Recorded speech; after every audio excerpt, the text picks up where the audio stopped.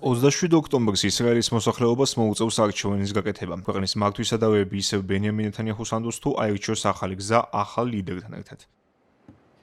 მოახლოებული კენჭისყრა მოქმედი პრემიერ-მინისტრისთვის ნამდვილი გამოცდაა და ერთგვარ რეფერენდუმად ფასდება 2023 წლის ოქტომბერში ღაზაში ომის დაწყებისა და არაერთი სადავო გადაწყვეტილების მიღების შემდეგ.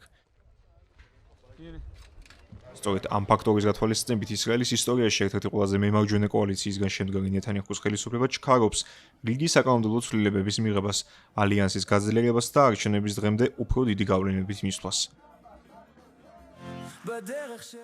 ამ ნაბიჯებისთვის მიმართვა არსებულ ხელისუფლებას ნამდვილად სჭირდება, რადგან მოახლოებულ საპარლამენტო არჩევნებში ისრაელის მოქმედი პრემიერ-მინისტრის მთავარი მეტოქე ბენიამინ ნეთანიაჰუს ომის კაბინეტის ყოფილი წევრი გადი ეისენკოტი იქნება.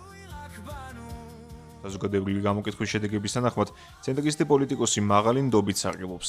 წინასაარჩევნო კამპანია მან ივნისის ბოლოსკენ დაიწყო, თანაც მოქმედი ხელისუფლების ქმედებების კრიტიკით და სახელმწიფოებრივად არასწორ ნაბიჯებზე მითითებით, რაც, როგორც ამბობს, ისრაელს საერთაშორისო არენაზე გამოუსწორებელ ზიანს აყენებს. პოლიტოლოგების ვარაუდით, სხვა ოპოზიციონერებისგან განსხვავებით, ბენიამინ ნეთანიაჰუს გუნდისადმი გადი ეისენკოტის კრიტიკას საზოგადოების უფრო ფართო წრეები დაიჯერებენ, რადგან ის სისტემას შიგნიდან და საფუძვლიანად იცნობს. ქვეყნის მოქმედ პრემიერ-მინისტრი ეისენკოტი 2023 წლის 7 ოქტომბრის ტერორისტული დაჯგუფება ჰამასის მიერ ორგანიზებული თავდასხმების შემდეგ სტრატეგიულად არაკომპეტენტური და დამაზიანებელი პოლიტიკის გატარებაში ღიად დანაშაულებს.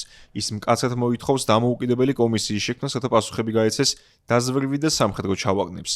მიუხედავად იმისა, რომ ნეთანიაჰუს ოპონენტი ემხრობა ისრაელის სამხედრო ოპერაციებს როგორც ღაზაში, ისე ლიბანსა და ირანში, მისი შეფასებით ყველა ამ წელწადში საბრძოლო მოქმედებები გრძელვადიანი გეგმის არსებობის გარეშე თელ-ავივს კარგს არაფერს მოუტან და ომი კი უნდა იყოს მხოლოდ უსაფრთხოების მიღწევის ინსტრუმენტი და არა მიზანი. საგულისხმოა, რომ მიუხედავად მაღალი საზოგადოებრივი ნდობისა, ეს მას მაინც არ აძლევს პრემიერ-მინისტრობის გარანტიას. დანაწევრებული მრავალპარტიული სისტემის გამო, ისრაელში ამ თანამდებობაზე მყოფი პირები იშვიათად ახერხებენ 4 წლიანი უფლებამოსილების ბოლომდე შესრულებას. მიუხედავად ბენიამინ ნეთანიაჰუსადმი სკეპტიკური განწყობებისა, მის ნებისმიერ მეტოქეს გაუჭირდება ფართო კოალიციის ჩამოყალიბება პოსტიდან მის გადასაყენებლად, თანაც იმ დროს, როცა პოლიტიკური პარტიების ნაწილი სრულად ემხრობა ისრაელის სამხედრო ოპერაციების ამჟამინდელი ფორმით გაგრძელებას როგორც ლიბანში, ისე ღაზაში.